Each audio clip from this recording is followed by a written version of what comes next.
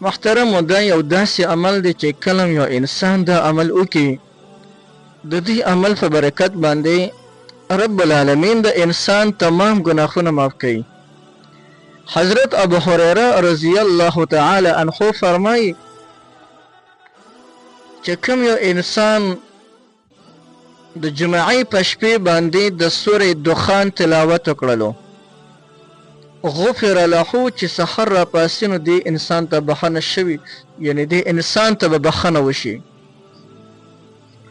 او په یو روایت کې راځي که چا هر یو شپې باندې د سورې دخان تلاوت وکړلو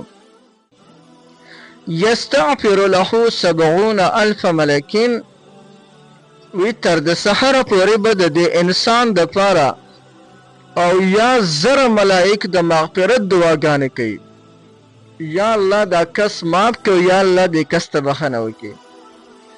اوس چا دپاره چې دغه معصوم مخلوق ملائک د مغفرت دعاګانې وکړي او سوالونه وکړي، نورونو رب العالمین د هغه انسان بخښنه کوي. ګورې بیا نو حامیم دخان دا چې کله قرآن مجید کولو کې 15مه پاره څنګه راواړوې نو 14مه رکوع چې څنګه ختمه شي دې نه پس ډایرکټ دا سوره شروع کېږي.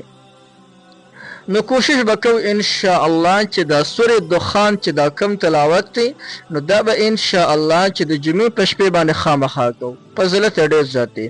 او کوشش وکړو چې ان شاء الله هره شپه د سورې دخان د تلاوت کوو، دغه لوی اجر دغه ثواب مونږ ته میلاویږي چې تر د سحر پورې به او یا زر ملائک بیا زمونږ دپاره د مغفرت سوالونه کوي. دا دواړه احادیث مبارکه ابو داود شریف کې دي.